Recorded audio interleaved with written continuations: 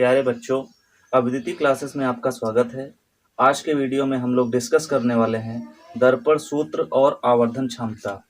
इसके पहले वाले वीडियो में हम लोग डिस्कस कर चुके हैं कि परावर्तन क्या है, परावर्तन के नियम क्या हैं। तो अगर आपने परावर्तन के नियम वगैरह नहीं पढ़े हैं तो आप हमारे इसके पहले के वीडियो देख सकते हैं। तो आइए शुरू करते हैं दर्पण सूत्र। तो उसके लिए सबसे पहले हमने एक दर्पण लिया है। MN एक अवतल दर्पण है जिसका ध्रुव P, फोकस F तथा वक्रता केंद्र C है। AB एक वस्तु है जो दर्पण से U दूरी पर रखी है। AB एक वस्तु है जो दर्पण से U दूरी पर रखी है, जिसका वास्तविक तथा उल्टा प्रतिबिंब दर्पण से V दूरी पर बन रहा है, A' B'। अब दर्पण से वक्रता केंद्र की दूरी को वक्रता त्रिज्या कहते हैं, इसे R से प्रदर्शित किया गया है। दर्पण से फोकस तक की दूरी फोकस दूरी है, जिसे स्मॉल f से प्रदर्शित किया गया है। P क्या है? ध्रुव है। अब यहाँ देखिए प्रतिबिंब किस तरह से बना है। AB एक वस्तु रखी है, हमने एक किरण चुना है जो मुख्य अक्ष के समांतर चलती है। अब देखो ये मुख्य अक्ष के समांतर दर्पण आपतित हो रही है, उसके बाद परावर्तन के पश्चात फोकस से होकर गुजरती है।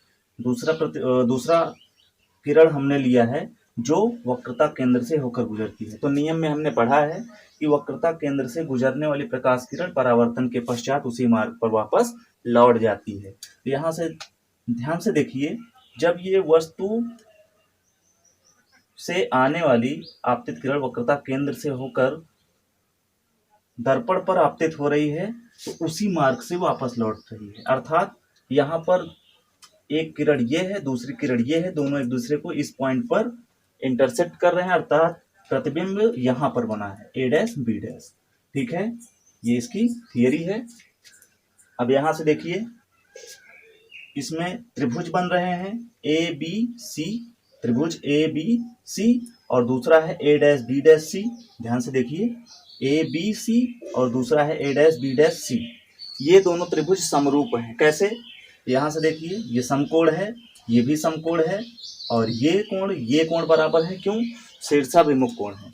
शीर्षाभिमुख कोण बराबर होते हैं, अर्थात कोण ACB बराबर कोण A', और कोण A बराबर कोण A' 90 डिग्री है। तो यहाँ से ये दोनों समरूप त्रिभुज हो जाएंगे। उसी तरह से एक समकोण त्रिभुज यहाँ बन रहा है RSF, और दूसरा बन रहा है A' B' RSF और A' B'। ये दो समकोण त्रिभुज है, ये दोनों भी समरूप होंगे, सेम नियम है। ये राइट एंगल, ये कोण बराबर है। क्यों? शीर्षाभिमुख कोण है। अब यहाँ से देखिए, अगर ये जो दर्पण है MN, इसका द्वारक बहुत ही छोटा है, अर्थात जो अवतल दर्पण ही पतला है। अवतल दर्पण अगर पतला है तो जो S है वो P के बहुत ही समीप है। S कहाँ होगा? S P के बहुत ही समीप होगा, अर्थात S जो है वो P को कोइंसाइड कर जाएगा, मतलब S P पर ही स्थित माना जा सकता है। अर्थात जो दूरी हम P से माप रहे हैं वो दूरी हम S से अगर मापेंगे तो सेम ही आएगी। ये कब होगा? जब MM का द्वारक यानी दर्पण का द्वारक बहुत ही छोटा होगा। ठीक है, तो ये शुरू करते हैं। यहाँ यदि दर्पण का द्वारक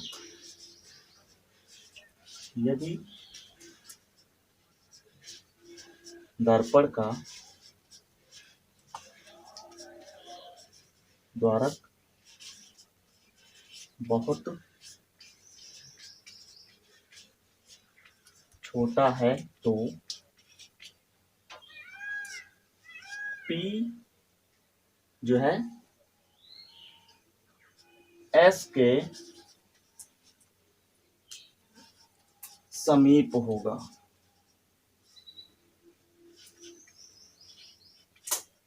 अर्थात ये जो P है वो हम S को P मान सकते हैं, अर्थात S ये लगभग P के बराबर है। यानी कि जो दूरियां हम P से मेजर करेंगे वो दूरियां हम S से भी मेजर कर सकते हैं। तो यहां से ध्यान से देखो, दूरी PF, पहली दूरी हम देखते हैं PF, ये किसके बराबर होगा? SF के।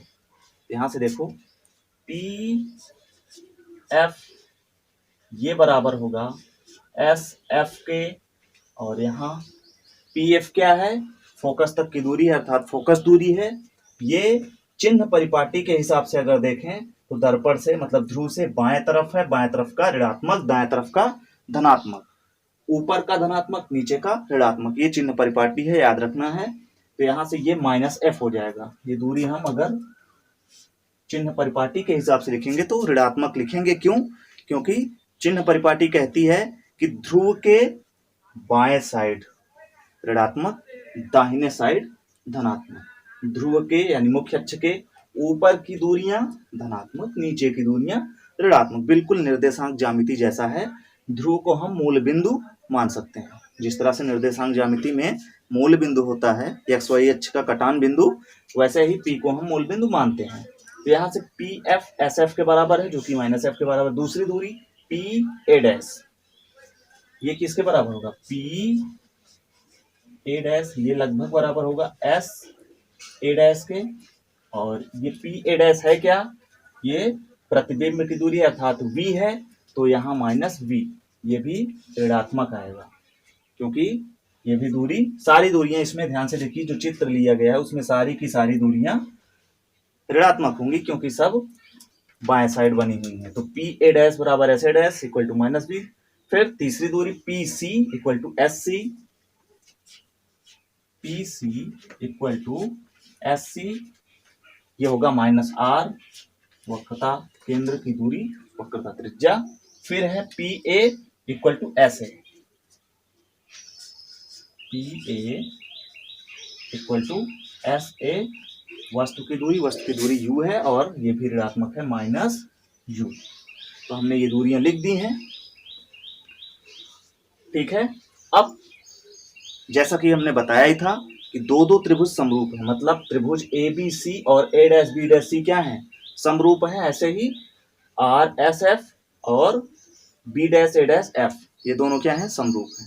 तो स्टार्ट करेंगे और चित्र से ये भी देखिए, ए बी ये किसके बराबर है, एस आर के बराबर है। ए बी बराबर एस आर, चित्र से स्पष्ट है। तो ये शुरू करते हैं। समरूप त्रिभुज ए बी सी तथा ए डैश बी डैश सी से, यह लिखेंगे त्रिभुज ए बी सी, ये त्रिभुज ए डैश बी डैश सी के समरूप है, ए डैश बी डैश सी के समरूप है। समरूप त्रिभुज की विशेषता क्या होती है, समरूप त्रिभुज की विशेषता ये होती है कि उसके संगत अवयव के अनुपात जो होते हैं वो इक्वल होते हैं, बराबर होते हैं। तो यहां से अगर हम देखेंगे तो हम लिख सकते हैं A B upon A dash B dash, A B upon A dash B dash, ये बराबर होगा ए सी अपॉन ए डैश सी के। ठीक है, यही लिखेंगे। यहां से लिखेंगे A B upon A dash B dash, ये बराबर होगा A B upon A dash B dash A C upon A dash C, A dash C, A C upon A dash C. Equation 1 पहला इक्वेशन है। ऐसे ही दूसरा त्रिभुज उठाएंगे, त्रिभुज आर एस एफ,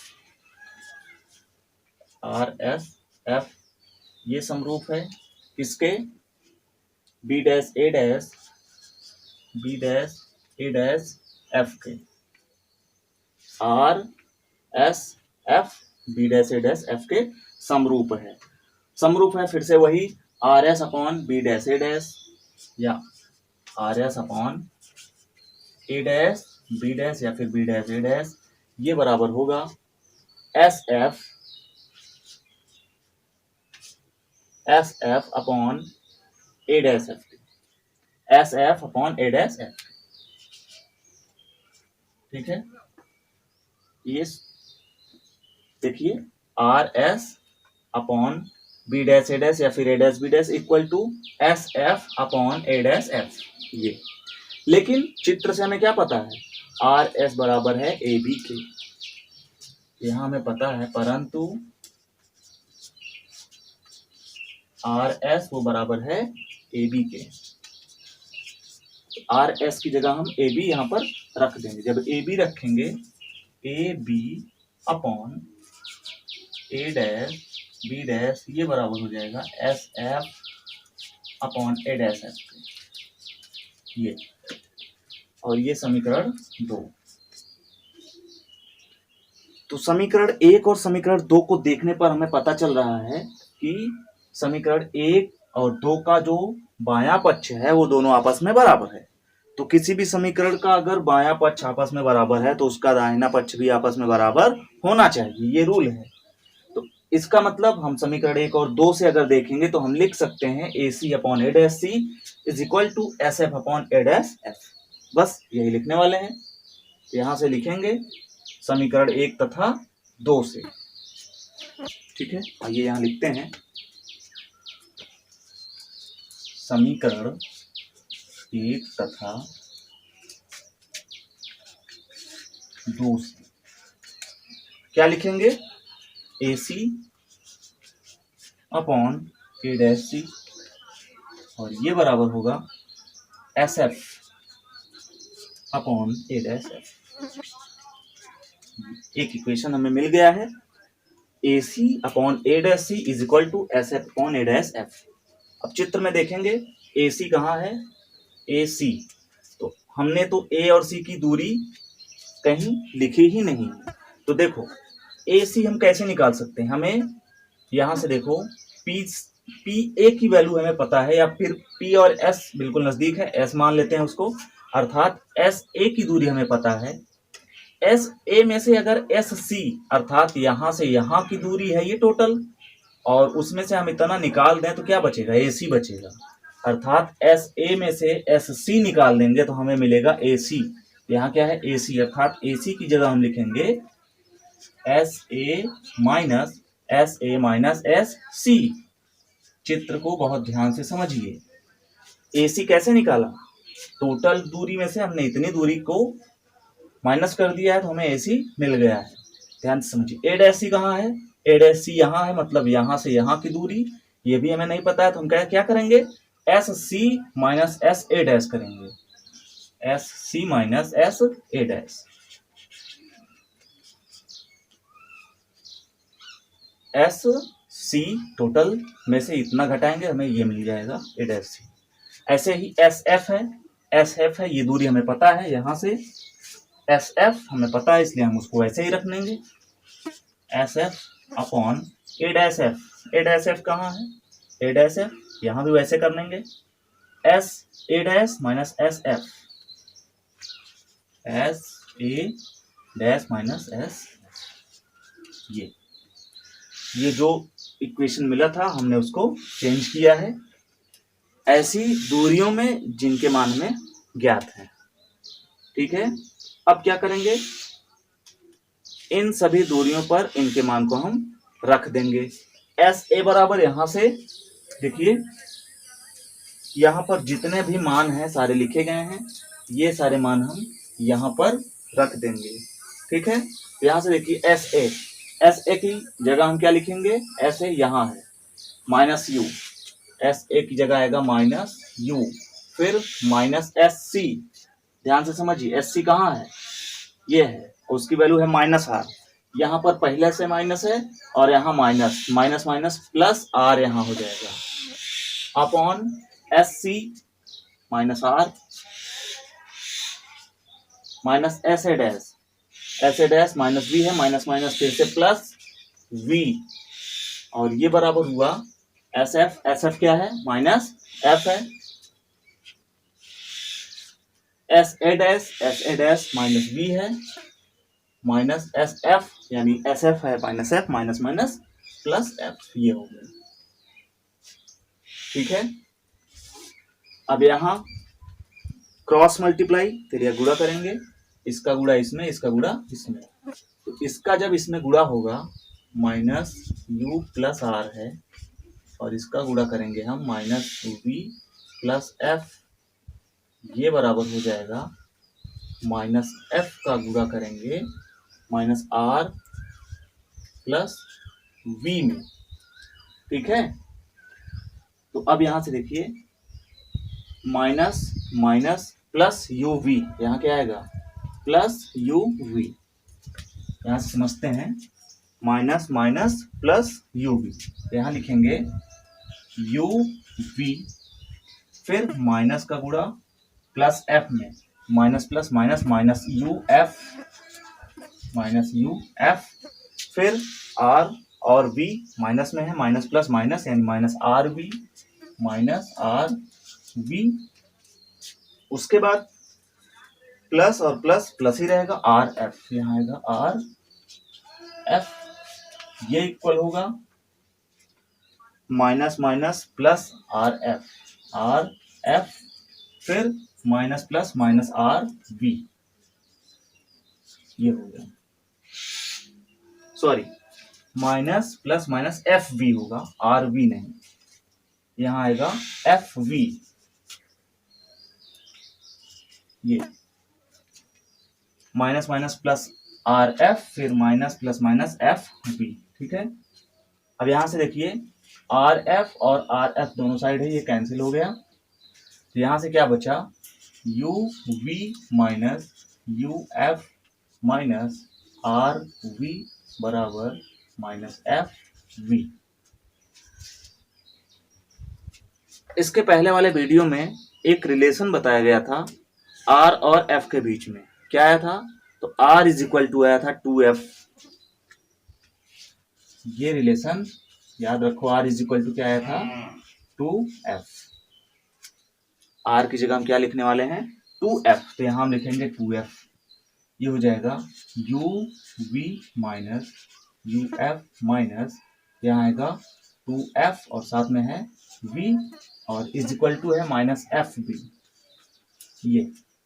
फिर हम क्या करेंगे पक्षांतर करेंगे, एफ बी को भी इधर लेकर आएंगे, ये हो जाएगा U V minus U F minus 2f plus F V equal to 0, minus plus घट जाएगा मतलब 2f माइनस एफ वी आएगा, यहां से आया U V minus U F minus F V is equal to 0।